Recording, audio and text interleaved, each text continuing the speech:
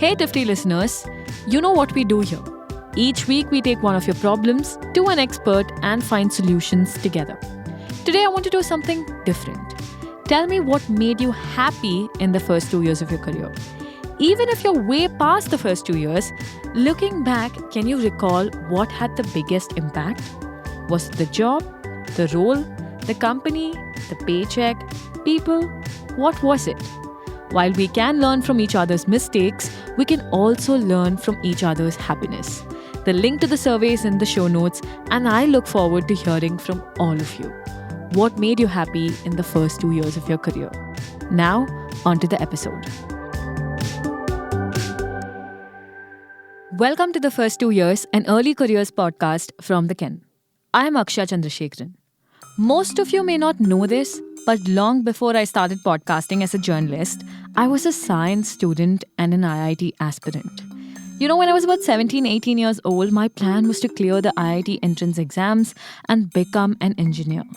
I was in the science stream, I went to all the coaching classes, and dedicated the last 2 years of my school life to this mission. But when the time to give the entrance exam came, I just didn't. It wasn't like I had a plan, but I just kind of slept through the day I was supposed to give my exam. Needless to say, my parents were furious and confused about my behavior. After 6 months of talking and thinking about what I wanted to do, why I was being such a rebel, I decided that I want to join a liberal arts college for a media and communications degree. When you're in your 10th grade, you know you have 2 years of high school. When you're in your 12th grade, you know you have 3 or 4 years of college ahead of you. But after you graduate college, there is no structure, no stipulated time. Nobody tells you how long you should be in a job, what kind of job should you be doing, how you should carve your career path. There is no time limit to anything. Almost everyone I know has considered a gap year at some point in their 20s. But how do you know if a gap year is right for you at this point in time? And if it is, what do you do with it? And if it isn't, how do you make sure that you get the most out of whatever you're doing right now? These are all the questions our listener this week is facing. I am currently 23 years old. This is my first corporate job. Rohan recently graduated from a Tier 1 B school with an MBA. And he's 6 months into his first job, and he's already considering a gap year to rethink what he wants to do going forward. Can you tell me a little bit about why you want to take a gap year? Bringing up the topic of the 2024 batch placement. So, if you are someone who is very active in the job market or has been reading newspaper articles about company placement, you know it's not a very good placement season. Yeah. Yeah. So, placements are down. Trust me, I know. Yeah, of course you would know. Of course you would know. Yeah. The placement seasons are down in a lot of colleges. The numbers are extremely down. The offers have gone down considerably less, and a lot of people, even in tier 1 institutions, are unplaced. Which is a very shocking number. Yeah. So, the worst case scenario is that you are unplaced. Yeah. And the best case scenario being that you got your dream company, the chances have been diminished a lot this year.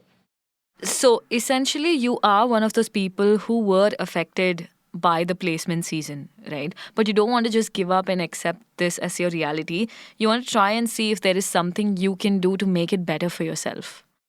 2024 batch placements, the companies that we got into were not our dream organizations. Yeah. And you can make an argument that that's fine. You have a job, you have an income stream, you can work your way up from that.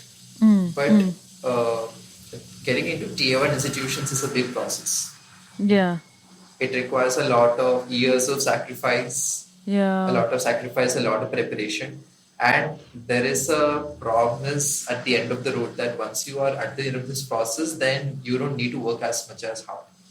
So that is what a lot of people go for when they are starting their prep, whether it be CAT, IIT, JEE, etc.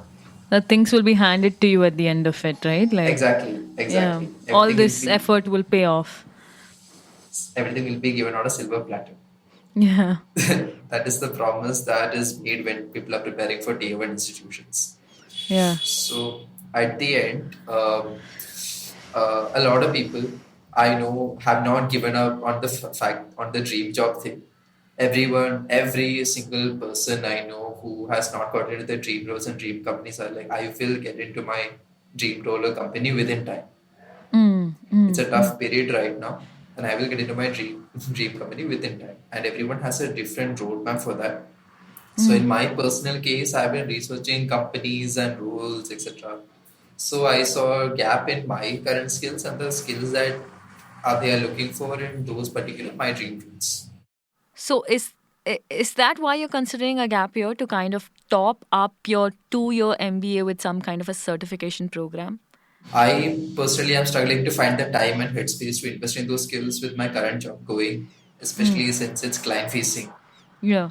So I thought that in order to optimize my resume, optimize my job search, optimize my skills, I need a proper career break to focus all my efforts on that. But yeah, so what you're hoping to do is that if you could, you're trying to think through this decision of if you could take a break, then maybe it'll allow you more time and bandwidth to sort of do those courses that you were intending to do to upskill yourself while you have the bandwidth. But what you are giving up in that process is the job itself. Like you're not getting the work experience you need. Is that the conundrum? Yes, the job experience, number one, the learnings, number two, and the income streams, which will help me pay off my current EMIs from my education loan. Yeah. What are your fears around sort of taking that break? Like, what's holding you back from taking that break? Of course, I think EMI is one. That is one of those things that's keeping me to this job. Yes. Yeah. But have you considered this before taking up the job, or is this at this juncture that you're thinking, should I take a break? Should I not take a break? Again, it was currently the latter situation Yeah. because the thing is that you cannot assume how your job is going to be before it started. Yeah. So I waited for 1 month, 2 months, and then see how everything is going and whether I can squeeze my other activities onto my free time. And then only after that, I made a decision. Okay, career break is the path I should take. Would you say you're unhappy with where you are? Okay, that's a very difficult question to answer. I kind of accepted the fact that no job is perfect. Even in my dream job, it's not a very rosy picture. It's a struggle from there onwards. So I have gotten used to the fact that when it comes to corporate jobs, you should have the ability to deal with a lot of disappointment. So I know what I have to do. I know what I expect from this organization. I'm doing that in the most optimal way possible. So happiness for me is very subjective. No, it makes sense, but it's just it kind of sounds like you're saying a yes, but you don't want to like say Oh yeah, a okay. yes. Fair Yeah. enough. Rohan is unable to admit that the reality is drastically different from what he hoped it would be. Should he stick to the job for the work experience so as to pad up his resume, or should he just take a gap year and learn something new and get into a different job that he can say yes to enthusiastically when asked if he's happy? Also, would a career break hurt your CV? Will it affect your job prospects going forward? On today's show, we have Krishna Vij, Vice President of Teen Lease Digital. She's been a recruiter in the early career space for close to a decade. She's someone who's closely observed how difficult and challenging this year's placement season for the class of 2024 has been. She has some advice that is in complete contradiction to all the advice that Rohan has been getting so far. What is it? Stay with us.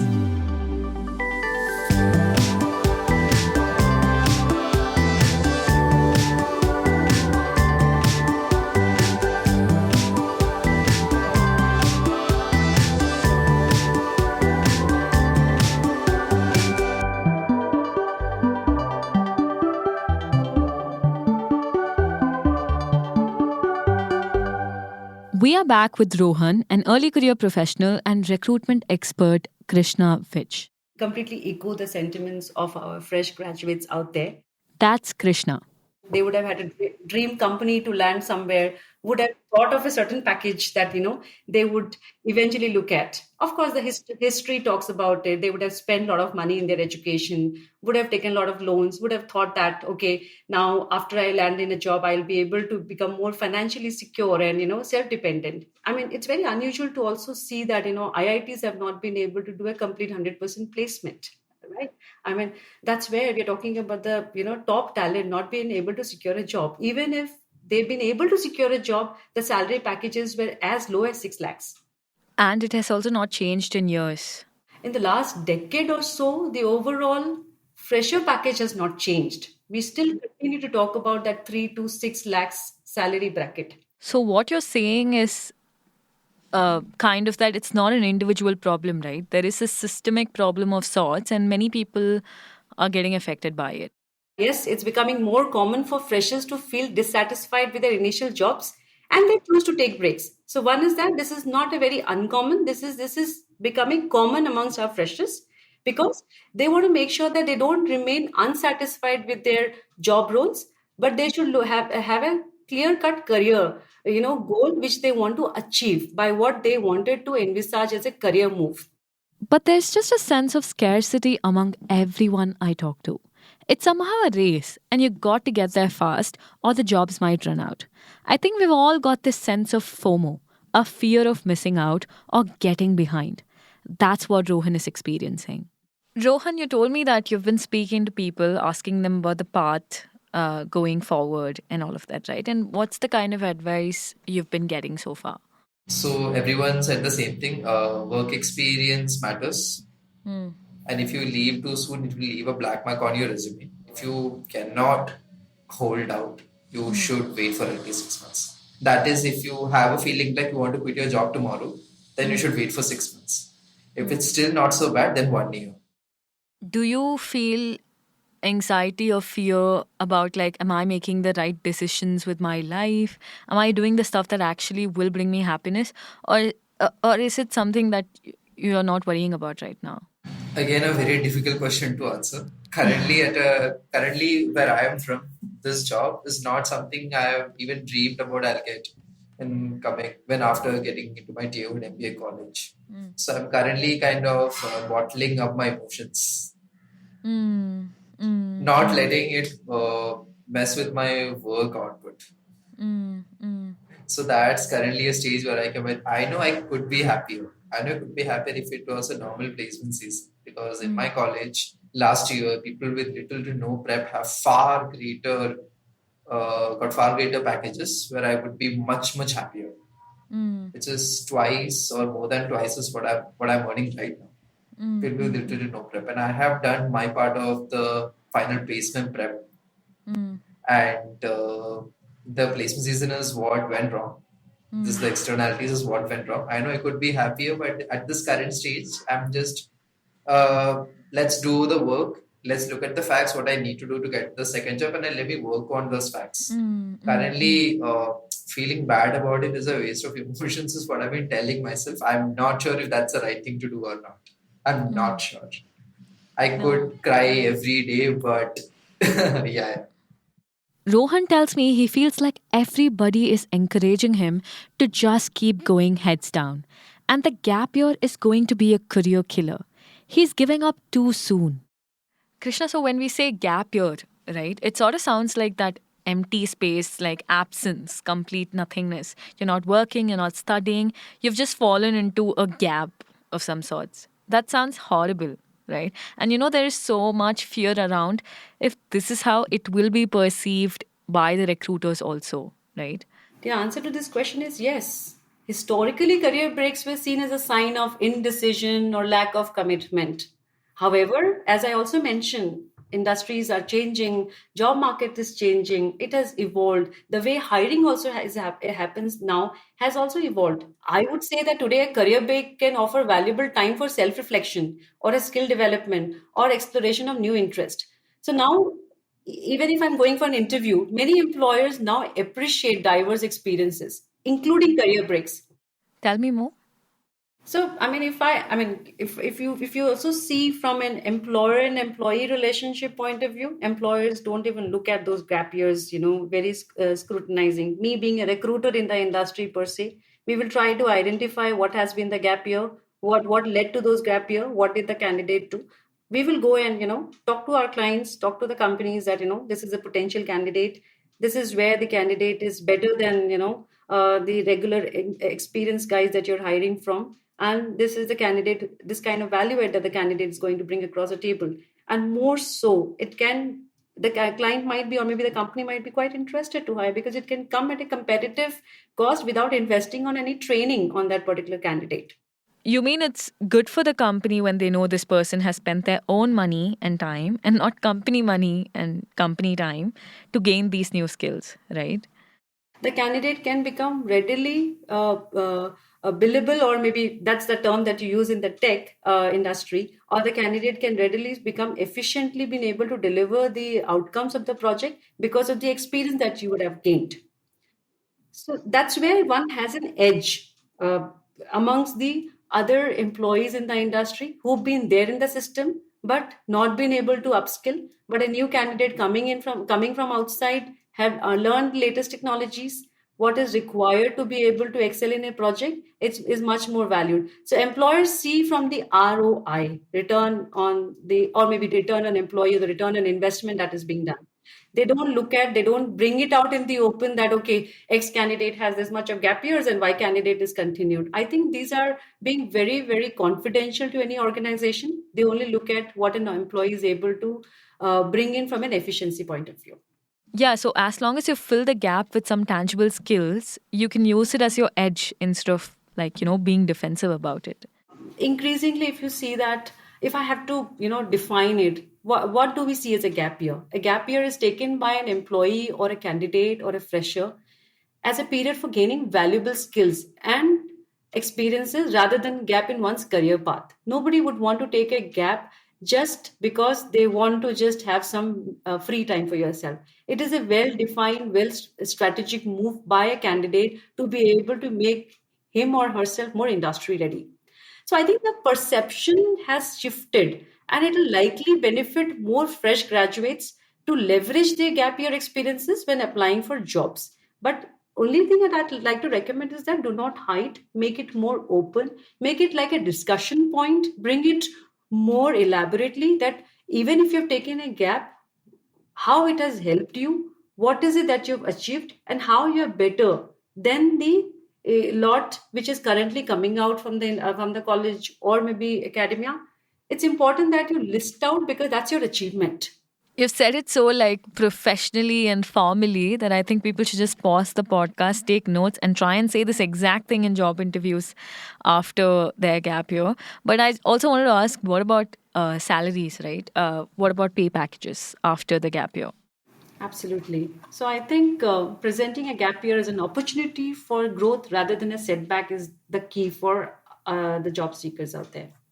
And how are you able to meet the evolving demands of the organization to be able to remain more competitive? And the gap that has come in terms of the salary package, you deserve it right now, because you are a candidate who is ready to engage and ready to start performing, not without incurring any kind of training or a bench cost or any kind of upskilling initiative that the companies typically set out a budget. That's how. And employers are, like I also mentioned, that it is a, employers see it more like a open-ended conversation. They want to understand. Yes, of course, they would scrutinize that what has been the gap year. They would like to record it. They would want to look at from his employment, when they want to give an employment, they want to assess the skills, the competencies that they have done, but they're open to discuss about it. Be more, they want a candidate to be more transparent. It's basically better for business to take a bet on someone who's spent time learning something over someone who's kept a job but is sort of lagging behind, right? Their growth is stagnating. So a gap year could be a bridge, but it's often seen as a pit. That's how I am understanding it. Also, I wanted to ask you one more question. Is that, do you need to put a time limit to it? I've thought about this a lot, right? And I have an analogy to explain because in school, when you get summertime breaks, you spend those 4-6 weeks guilt free, picking up new skills, going for all these summer classes and all of that. And you're just enjoying, but also you know that this break is going to come to an end and you go back to the school. So it sort of makes it easier to navigate that whole transitionary period. This is sort of like that, right? You take that gap year, you do something different, and then you go and rejoin the school or working life and all of that. I think that's a very valid point you've made, Akshay. I think this is really the way one should look at it. It's like a summertime. I want to just learn something, take a small break, and then I am all ready for the new challenge. Take it like a opportunity for yourself rather than looking at as a term which is a gap year or it's a gap in my employment. I'm doing something which will help me enhance my future prospects for my career progression. And another deeper, maybe even deeper insight is that you have given me right now is that you're doing companies a favor and they will welcome it if you position it well. It depends on how you're telling your story and crafting the narrative around it, right? But also, what about people who are not fully sure that what they want to do with the gap year? Then what do I do? One is that while we're already talking about upskilling, taking up newer opportunities, which does not come with a financial commitment, but if you think that you are still not prepared yourself to take up a career gap, or maybe you do not even know what you want to get into, take up an opportunity, try to assess because any experience gained is any experience taken is experience earned for yourself. And while in the due course of doing things, you will eventually understand that, okay, is this the right kind of place for you to work upon? Or maybe you will also get a platform to talk to senior leaders within the organization when you're working in that particular ecosystem or setup. You'll be able to understand what is good, what is going to work. Maybe you will get a clear-cut career advice, and then probably you can plan up or maybe take up a break after working for certain few months or a year or so, and then take up. That's absolutely fine. There is no set time that one has to take a gap year at the starting when you've not got something. Take a bet when you feel you're comfortable. There is no right time or wrong time, Akshay. If you're not a risk taker, like Rohan says he isn't, you have to take up low risk bets and sample a bunch of stuff. Like we had Annie Duke, a decision strategist, I can never get that right, in the last episode. And she says, she gives this advice, right? Sampling is very important in your early career. So you could do some of that before you make the plunge. Well, thank you so much, Krishna. This was very, very helpful. First of all, thank you, Akshay, for giving me this opportunity to speak on such an important topic. I mean, it's so crucial that, our fresh graduates are navigating the early stages of their careers. I also mentioned that, there is no right decision or wrong decision. It's a strategy that you have built in for yourself. Go for it. Whether you're gaining experience on the job or during a gap year, what's more important is how you leverage those experiences to shape your future. The main thing here is that it can be hard. With all this fear and pressure to make everything work, it can be hard to feel like you have to figure it out on your own. But Krishna has come here to tell us that not only is it possible, but it might very well be absolutely essential depending on where you are. Thank you to Rohan for sharing his journey with us, and good luck with wherever you find yourself. Thank you to Krishna for taking out all the time to do this. Now, listeners, have any of you ever taken a gap year? How did it go? Was it worth it? Write to me at akshay@the-ken.com and tell me your experiences. Or, are you too happy to think about this? Well, then take our happiness survey and let us know. And if you like what you heard today, go tell just one person to check out our show. That helps us help more people. The first 2 years is produced from the newsroom of the Ken. The show is written, hosted and produced by me, Akshay Chandrasekharan. Rajiv CN is our sound engineer. Thank you for listening. See you next Tuesday.